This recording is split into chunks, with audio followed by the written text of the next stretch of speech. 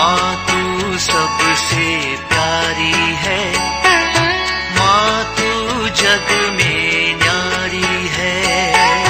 माँ तू सबसे प्यारी है, माँ तू जग में न्यारी है।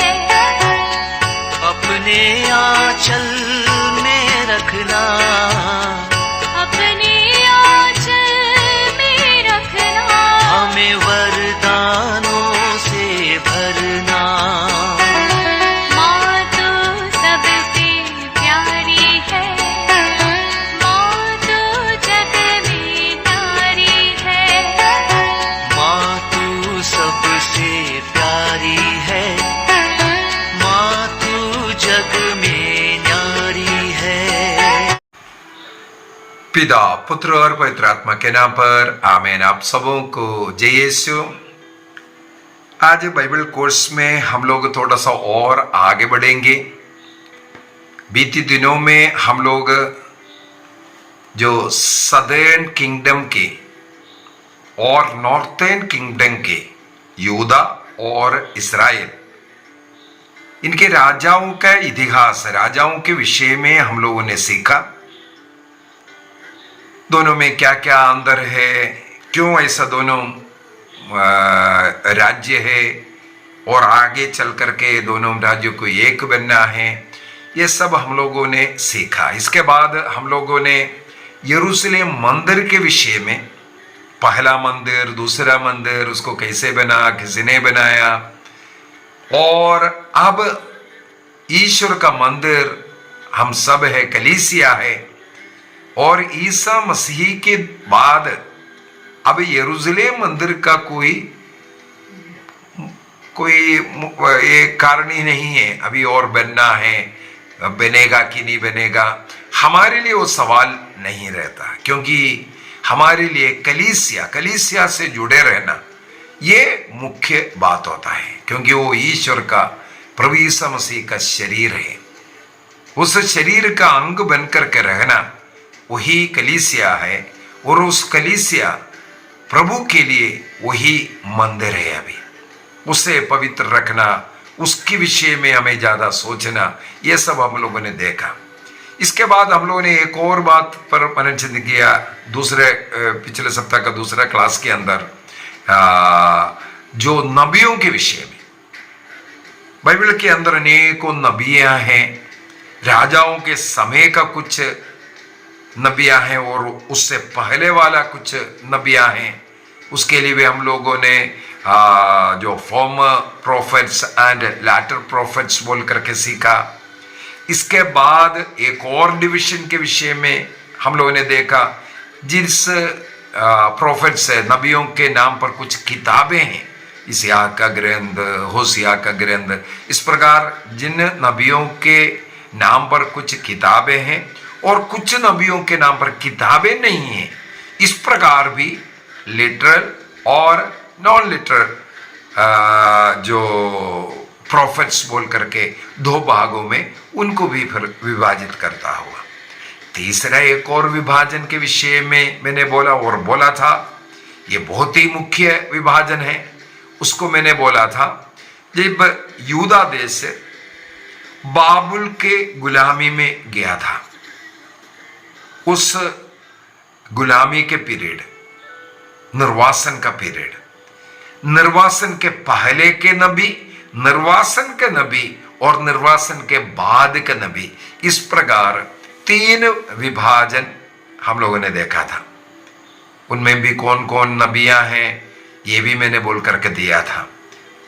निर्वासन के पहले का, निर्वासन के समय का और निर्वासन के बाद के नबियां, ये भी हम लोगों को सीखने की बहुत ही जरूरी है, क्योंकि आगे चल करके इन नबियों का किताब पढ़ते वक्त मैंने बोला था हम थोड़ा सीरियसली उसको देखेंगे, पढ़ेंगे, क्योंकि अब तक तो हम लोग नबियों का किताब ऐसे पढ़ करके गया, इस्याक का ग्रंथ ऐसे पढ़ करके गया, शायद कुछ समझ में नहीं आया होगा।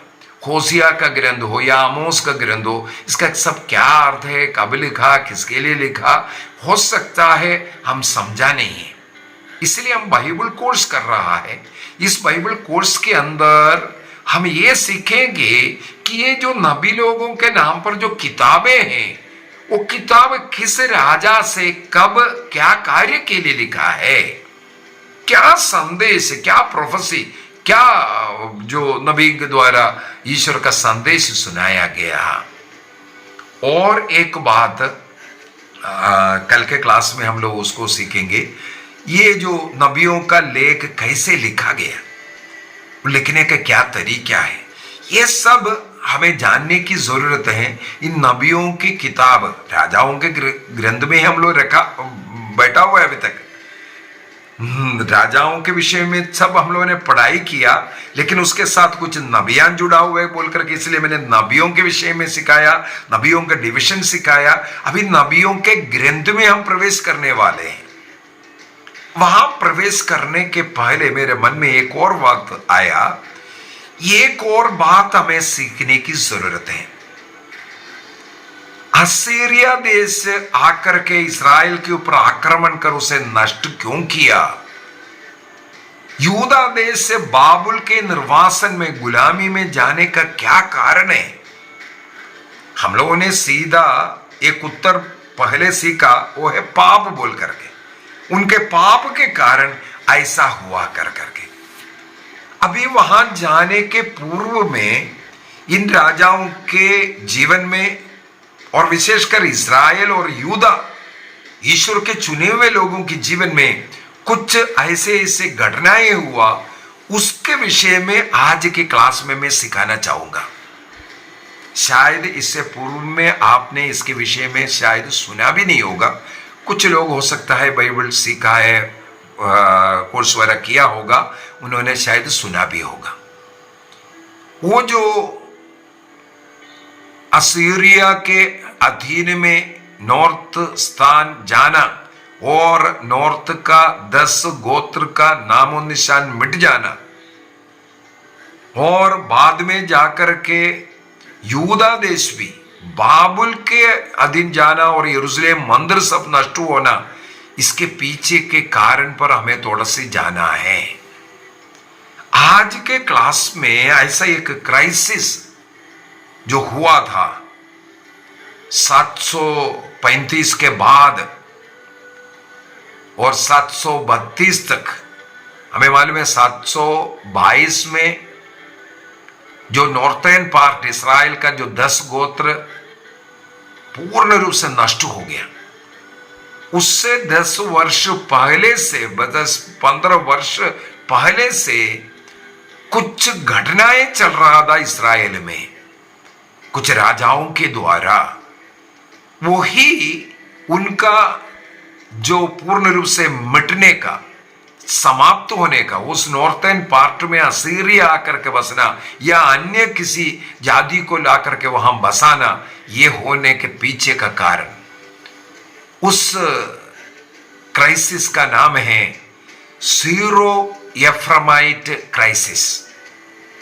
फिर से बताता हूं, सीरो एफ्रामाइट क्राइसिस, जिसके कारण इस्राएल में और यूदा में बहुत बड़े प्रॉब्लम्स हुआ। सीरो एफ्रामाइट क्राइसिस, आप लिख कर रखना इसको। कई लोग हो सकता है पहली बार इसको सुना है, क्योंकि बाइबल में ऐसा सीधा साधा नहीं लिखा है। सीरो एफ्रामाइट क्राइसिस शब्द आपको बाइबल में नहीं ढूंढने से मिलेगा, लेकिन वो क्राइसिस में आपको दिखाऊंगा कहां उस क्राइसिस के विषय में लिखा हुआ है। अभी सबसे पहले एक सीरो एफ्रामाइट क्राइसिस क्या है? सीरो से सीरिया देश का नाम आता है। सीरो माने सीरिया देश। अभी एफ्रामाइट, ये एफ्रेम आपको मालूम है, एफ्रेम देश, एफ्रेम इस्राएल का नॉर्थ भाग को एफ्राइम कहते हैं, एफ्रामाइट। इसका मतलब इस्राएली लोगों को बुलाने के लिए एफ्राइमी लोग भी कहते हैं। इसका मतलब एफ्रामाइट शब्द से इस्राएल, वो जो नॉर्थ पार्ट, उसका नाम रखा है। इसका मतलब सीरिया और इसराइल का जो नॉर्थ, वो मिलकर के जो क्राइसिस हुआ, उसी को ही सीरो एफ्राइमाइट क्राइसिस कहते हैं। सीखना है, बाइबल हम लोग कोर्स कर रहा है, इसलिए मैं उसको थोड़ा जोर लगा करके सिखा रहा हूं। ये सब सीखते हुए जाना है। सीरो एफ्राइमाइट क्राइसिस का मतलब है सीरिया देश, जो हिंदी में उसको अराम देश कहते हैं, सीरिया देश, अराम देश, उस देश और जो इसराइल का नॉर्थन पार्ट, जो 10 गोत्र है मिलकर के, जिसको हम लोग इसराइल कहते हैं, साउथ पार्ट को हम लोग 2 ट्राइब्स को यूदा देश कहते हैं। तो ये 10 वाला ये जो पार्ट, उसको एफ्रेम कहते हैं। तो सीरिया और इसराइल, ये दोनों मिलकर के कुछ प्रॉब्लम क्रिएट किया, क्राइसिस इसको कहते हैं, सीरो एफ्राइमाइट क्राइसिस। उसका समय काल है 735 से 732 के बीच में ये क्राइसिस हुआ था। इसको हम पवित्र बाइबल में कहां पढ़ सकते हैं? नबी इसहाक का ग्रंथ अध्याय 7 और 8 को पढ़ना। नबी इसहाक का ग्रंथ, देखो नबियों के ग्रंथ में ही लिखा हुआ है।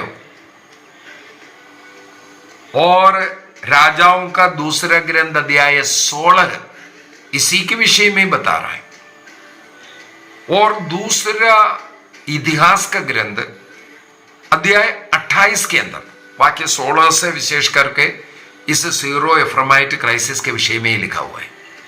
इसका मतलब बाइबल के अंदर नबी इस्याह का ग्रंथ, क्योंकि नबी इस्याह भी इसके अंदर शामिल है, इसलिए इस्याह ने अपने ग्रंथ के अंदर उसको लिख डाला है अध्याय 7 और 8 के अंदर।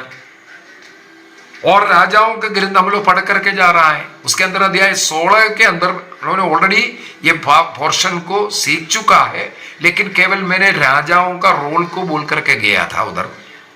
अब इस क्राइसिस को उठाता हूं क्योंकि आगे चल करके हमें मालूम है 721-22 के अंदर पूर्ण रूप से इसराइल नॉर्थ पार्ट खत्म हो गया। आज इसराइल कह रहा है, वो साउथ पार्ट का जो यूदा देश है उसी को ही इसराइल कह रहा है, बाकी खत्म हो गया। ये इसी क्राइसिस के कारण सीरो एफ्राइमाइट क्राइसिस, सीरो एफ्राइमाइट क्राइसिस सीखना है इसको। अभी इस क्राइसिस कैसे हुआ? हमें मालूम है, राजाओं का ग्रंथ हो या किसी भी इतिहास हम लोग देखना, विशेषकर पुराने समय पर इन राजाओं का एक आदत होता है, अपने शासन काल में वो अन्य देश से लड़ने के लिए जाएगा। किस लिए? अन्य देश से लड़कर के उनका देश को कब्जा करना, हमारे देश को बढ़ाने के लिए। और दूसरा, उनको अगर थोड़ा सा डरा दे, उनके ऊपर आक्रमण करने के लिए जाएंगे। अनेकों ऐसे छोटे छोटे राजा लोग जो है, देश जो है, वो जो आक्रमण करने वाला अगर शक्तिशाली है, उनके अधीन हो जाएगा। बोलेगा हमारे ऊपर आक्रमण मत करो, हम तुम्हें कुछ पैसा कर जैसे दे रहा है, उसी प्रकार हम हर वर्ष इतना किलो सोना, किलो में नहीं क्विंटलों में हम दे देंगे। अभी ये कैसे कलेक्ट करता है? हमने राजाओं के ग्रंथ में ये बताया, आपको राजाओं के विषय में जो सिखाया बताया था ये बात। अभी ये कैसे देते थे? जनता के ऊपर वो बोझ डालता था, जनता पे वसूल करेगा, क्योंकि उनको अपना देश को भी चलाना है, प्लस उस विदेशी देश को भी हर वर्ष इस प्रकार पैसा देता रहना पड़ेगा। जब देना बंद करेंगे, वो आकर के आक्रमण करेंगे, नष्ट करेंगे, राजा को भी मार डालेंगे। ऐसा भी घटनाएं हुआ है। तो इसी वजह से ये जो क्राइसिस शुरू हो रहा है, असीरिया देश का राजा उस समय पर अपना देश का इलाका बढ़ाने के लिए पड़ोसी देश वही इस्राएल है, सीरिया है, उसके ऊपर आक्रमण करने के लिए निकल पड़ा। तो आजकल जैसे एरोप्लेन में नहीं आते ना, घोड़ों में आते हैं, और इनके गुप्तचरों को पता चलता है इसी प्रकार वो असीरिया देश आ रहा है हमारे ऊपर आक्रमण करने के लिए। तो सीरिया और ये जो नॉर्थर्न पार्ट इस्राएल एक हो गया। इसके बाद यूदा देश से भी बोला हम लोगों के साथ आप लोग मिल जाइए, हम लोग तीनों मिलकर के असीरिया के अगेंस्ट में जाएंगे। लेकिन हमें मालूम है इससे पूर्व ही इस्राएल और ये जो सीरिया ये सब मिलकर के यूदा के ऊपर आक्रमण किया है, ऐसे ऐसा करते थे, शत्रुता रहता है। इसलिए उस समय पर यूदा देश ने बोला हम नहीं तुम्हारे साथ रहेंगे। उल्टा वो जाकर के असीरिया के साथ हाथ बढ़ाया, दोस्ती की, हमारे ऊपर तुम आक्रमण नहीं करना बोल करके। और असीरिया ने सीधा बोला हमें इतना इतना कर देना शुरू कर दो, इतना पैसा देना शुरू कर दो।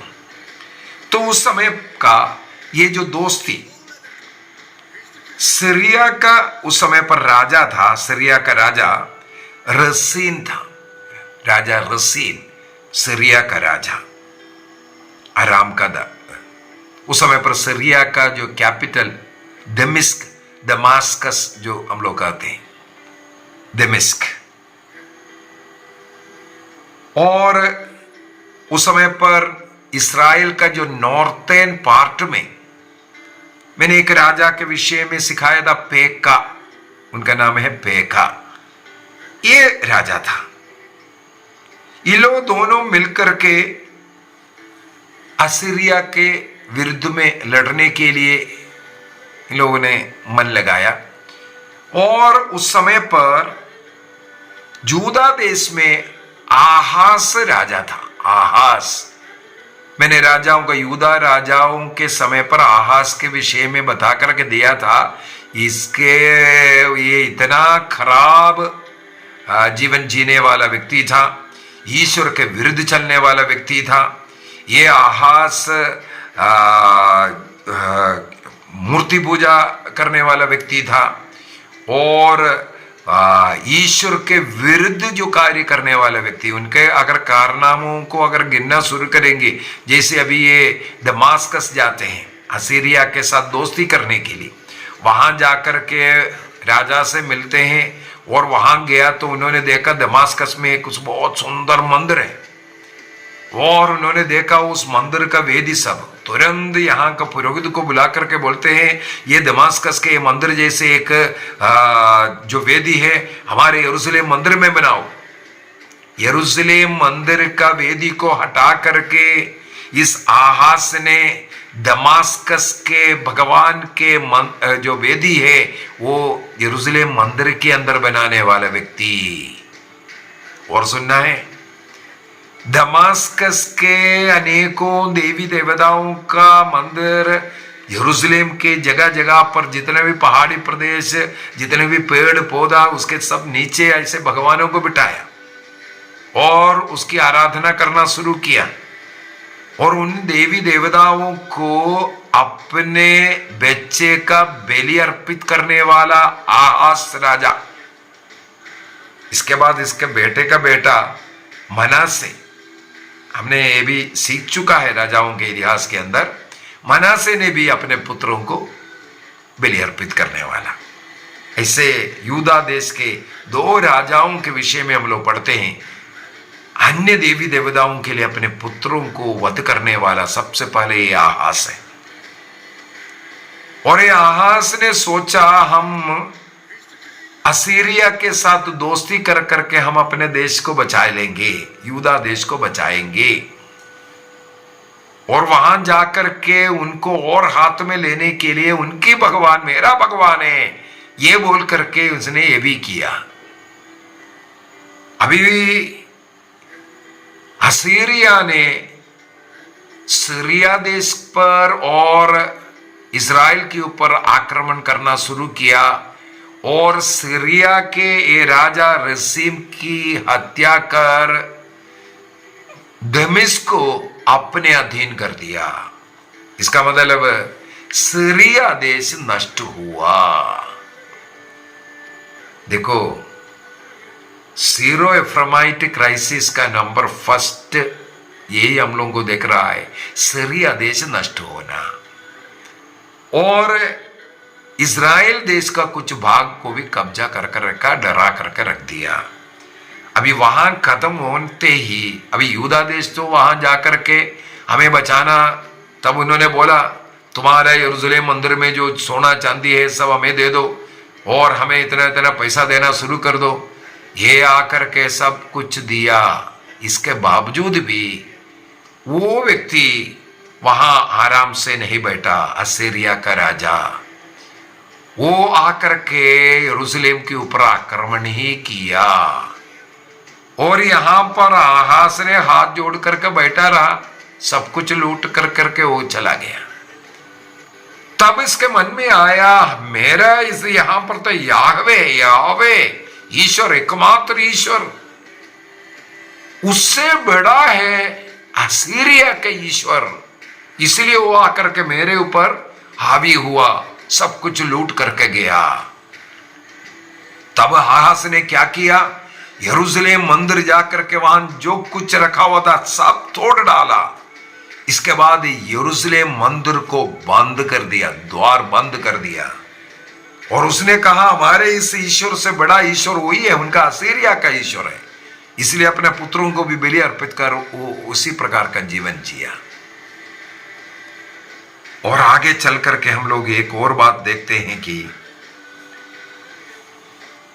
असीरिया देश इस प्रकार और शक्ति प्राप्त किया, सीरिया देश उनके अधीन हुआ और नॉर्थर्न पार्ट्स धीरे धीरे वो उठाना लेना शुरू किया और जो साउथ का यूदा देश भी उनका सहायक बन गया, उनको जो धन देने वाला बन गया।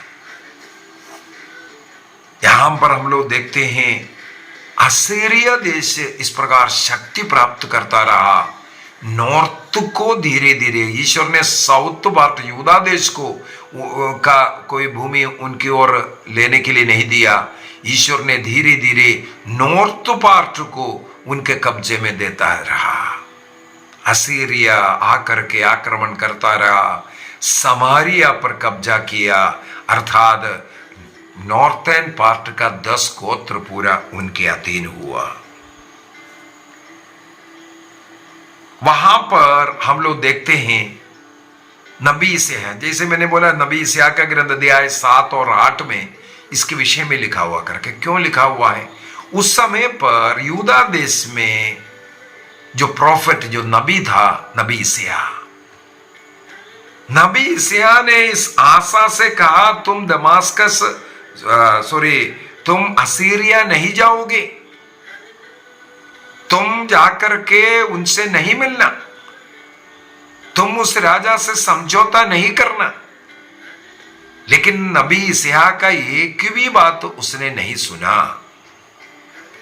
और नबी इसिया ने आशा से यह भी कहा, इसे इसिया का ग्रंथ अध्याय 7 वाक्य 14 के अंदर सबसे पहले बाइबल के अंदर इमैनुएल की जो घोषणा करने वाला यहां पर है, किसके लिए, तुम एक चिन्ह मांग लो कर करके बोला। इसके बाद कहते हैं कन्या गर्भवती है, युवती गर्भवती है और पुत्र प्रसव करने के विषय में, किसके विषय में था, इस आशा का एक पुत्र जन्म होगा, उसका नाम है हेजकियेल। इसका मतलब नबी इसिया के द्वारा उस समय पर जो घोषणा किया था हेजकियेल के जन्म के विषय में, जिसको हम लोग बाद में वो एक चिन्ह छाया मात्र था।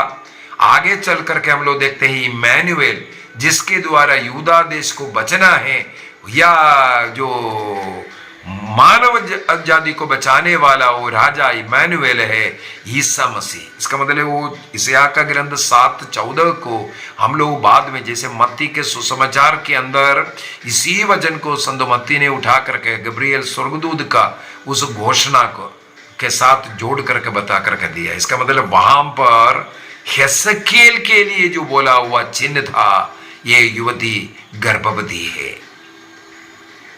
क्योंकि हेजकियेल इसके बाद आसा के बाद राजा बनकर के आ रहा है और वो राजा बनकर के जो बुराइयां उनके पिता ने जो कर के रखा, आहाज ने जो कर रखा, वो सब समाप्त करने वाला बना हेसेकियेल। यरूशलेम मंदिर का द्वार इसने बंद किया, वहां अनेकों प्रकार का अन्य मूर्तियों को ला करके भर गया था, उन सबों को हटा करके उसका शुद्धिकरण करके उसका रिनोवेट कर करके यरूशलेम मंदिर को, मैंने 3 राजाओं के विषय में बोला था, उनमें से एक राजा यही तो है, मंदिर के प्रति समर्पित व्यक्ति, मंदिर के प्रति समर्पित व्यक्ति। उस हेसेकिया इस प्रकार वहां पर बहुत कार्य करता हुआ हम लोगों को पढ़ने के लिए मिलेगा। और आगे चल करके हम लोग देखते हैं असीरिया यरूशलेम के ऊपर आक्रमण किया और आहाज इस कारण पागल बनकर के यरूशलेम मंदिर के अनेकों चीजों को नष्ट किया और वो पूर्ण रूप से याहवे को छोड़ करके असीरियन राजा उसके ऊपर आक्रमण भी किया। इसके बावजूद भी वो बोलने लगे मेरे इस ईश्वर से बढ़ करके है, शक्तिशाली है असीरिया का ईश्वर बोल करके वो उस ईश्वर की ओर मुड़ता हुआ हम लोग पाते हैं। ये एक प्रकार यूदा देश का पतन का शुरुआत भी हम बोल सकते हैं। इसके बाद कई राजा, अच्छा राजा भी आ रहा, जैसे हेसेकिया अच्छा कार्य किया, इसके बाद एक और राजा आकर के अच्छा कार्य किया, लेकिन उनके कार्यों को प्रभु कहते हैं तुमने तो अच्छा किया, लेकिन इस आहाज ने और उसका पौत्र हेसेकिया का बेटा मनासा ने जो कार्य किया, इस कारण मैं यूदा देश का विनाश करूंगा करके। हेसेकिया के बाद मनासे आते हैं, मनासे भी असीरिया से जो संधि करते हैं, मित्रता जोड़ते हैं, और उनका पुत्र है एक, उस पुत्र का नाम भी अम्मोन डाला। क्यों डाला अम्मोन? क्योंकि वहां का एक जगह का नाम है अम्मोन, एक प्रदेश का। इसका मतलब हम इतना वफादार है असीरिया को दिखाने के लिए असीरियन टाउन का नाम अपने पुत्र को डाल करके अम्मोन रखा। अभी उस अम्मोन का एक बेटा था जिनका नाम है जोसिया, अम्मोन का बेटा जोसिया, अर्थात ये आहाज का बेटे का दो बेटे के बाद आहाज का बेटा हेसेकिया है, हेसेकिया का बेटा मनासे है, मनासे का बेटा अम्मोन है, और अम्मोन का बेटा है जोसिया आकर के। और यूदा देश का 16वां राजा वही था।